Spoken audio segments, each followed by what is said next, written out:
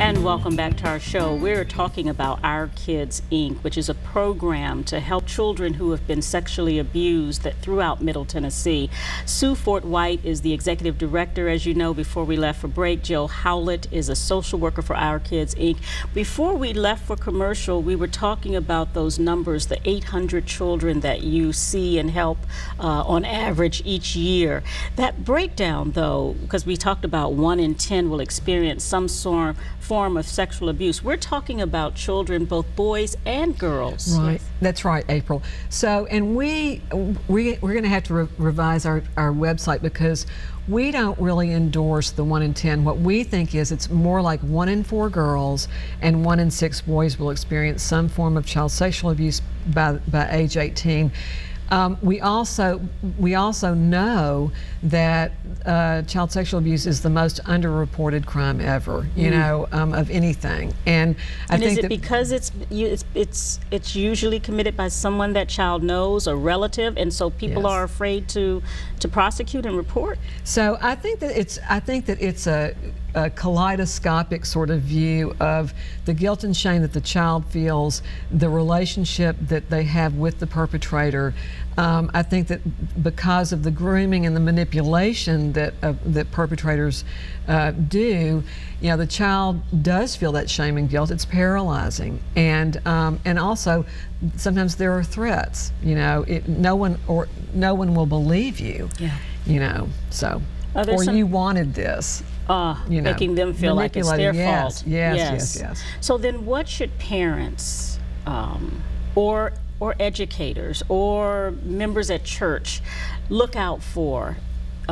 Signs that they may be able to determine, changes in behavior, changes in physical appearance, something that people can start at least asking that child a question, what's going on? Sure. I think one thing to just make sure that you have is an open mind if a child does come and tell you something. I think that's the most important thing, is to believe that child when they tell you something. You can also look for information that children shouldn't know, just advanced sexual knowledge that children shouldn't, a 4-year-old shouldn't know about. And I think that doesn't necessarily mean something's happening, but it means it's worth looking into. That's even tough, though, in this day and time, because our kids, unfortunately, are exposed to so much stuff, whether it's on TV, whether it's on computers, social media, whatever the case may be. And so, while once upon a time I wouldn't expect a 4-year-old to say certain things, today sometimes they're saying things that are shockers. That's right, shockers. Exactly. And I think that is that's the society today. We're a digital society, and I think that you have to be aware of what your children are doing and seeing and learning and exposed to when they're online or when they're in the room with someone who is online. That's another big area, I know, and a scary area for parents when you're talking about giving that access, because you can't even do assignments in this day and time without having that connectivity. In school, you know, you turn, my kids turn their assignments in online. So they're online all the time. But how can you sort of manage that appropriately based on age and what's happening out there? It's the digital age, and you can't completely shut your children down from that, or they won't be able to function. In school even.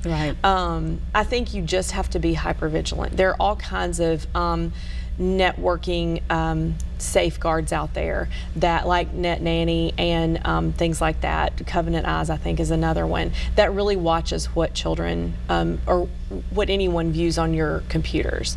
But I also think you just have to know how technology works, and don't give your child a tablet that you don't know how it works, and don't let your child play a game that you don't know how it works, because you're going to know how perpetrators can get in if you know how it works. If you don't, then you're exposing your children to a world of people that can access them without any safeguards.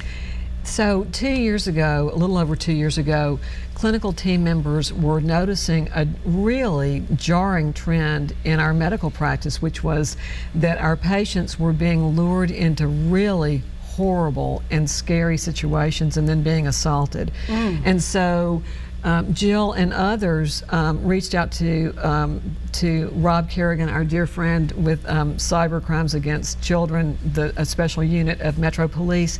He came and trained us. Then he trained our board of directors, and then Jill and some other people on staff, with the help of Parthenon Publishing, came up with this brochure about keeping kids safe online. And it's on our website. Okay. People can go to www.ourkidscenter.com and request copies or review the documents. But it's really, really important information. And you know, people who pretend to be a 13-year-old, yeah, and can figure out how to have just enough information to keep asking questions and keep, gaining trust. Then they say, well, let's hook up over here, and then they end up being a 33-year-old man. And the girl is like a deer in the headlights. Yeah. When all she wanted was just maybe some attention from a boy, make a new friend or whatever, and it's devastating. So I think that it's been a real eye-opener for us. Any other thing that parents should be on the lookout for in this day and time, that they should be aware of in this day and time when it comes to their kids? And I guess, it's simple to say just have those right conversations and keep it coming. The older kids get, the more that they keep it in, right? Right. But you got to keep kind of hounding them, don't you? Sure, you do. And I think over the centuries of time, teenagers are teenagers. Yeah. Right. And they're always going to keep things quiet. But I think you just have to look for those interesting changes in behavior. And are they being especially secretive when they're on their phone? Are they being especially secretive when they're, doing other things? I just think you have to, let your parent intuition kick in and say, is this normal behavior or is this abnormal behavior? And do I feel like I'm being told the truth? Am I not being told the truth? And you can set restrictions. 13-year-olds don't own their phones. Yeah. Most of the time, it's not their child's phone. I'm the mean mommy because I set all sorts of restrictions and cut off at this time. But I think you have to, because your children are exposed in a different way to their friends, to other, to really the world. And I think that is just we have to learn a different way of parenting. Yeah. And I think that's hard for parents as well, because our parents didn't have to do that. No. And so I just think you have to be on top of what your children are doing and have an open, if you can at all, have an open dialogue with kids about what new app, can you show me how to do this app? And let the kids be the teachers, because then they're thinking, oh, that's kind of cool, I get to show mom how to do Snapchat.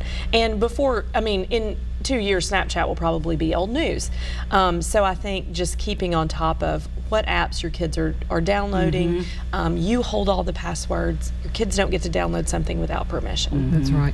And I think it's really important to remember that at the end of the day, we want to create a climate in our families where, we are saying, I'm available to you, I love you, I am here for you. If anything scares you or confuses you, I'm here for you. Because, the other thing is sometimes it just takes one person to believe, one person to believe a child and then to protect them. And that can be the gateway to incredible healing. And we see it at our kids every day, where families come and they are terrified. They don't know what the visit's going to be like. They don't know what's going on. They are so distressed they can hardly cope at all. And by the time they leave, because we create a space and a time and a place, and what Jill does and her colleagues, her social work colleagues, they say, we care about how you feel and what else is going on in your family. Tell us your story. We have all the time in the world for you. And the other people involved in the investigation, that's not really their job, and sometimes they don't have time to do that. But the social workers at our kids will listen deeply. That's where healing begins. Yeah. We believe in the resiliency of the child. the resiliency of the caregiver.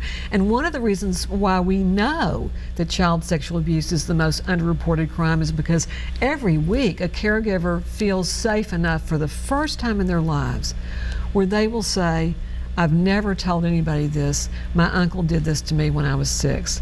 You know, my grandfather did this to me when I was 8. Yep. And I've never told anybody, and I can't carry this burden anymore. And that's the help that you all are giving. Yes. We've got just a few seconds. I want to make sure that we let people know that it's ourkidsclub.com. Our Kids Center. Our Kids Center, ourkidscenter.com Yes. for more help, for more information, Yes. and also to look on there because you all have been doing some great work. So there's ways people can help our kids as well. Yes. Thank you so much for Thank being you, here. April. We will see you again next time.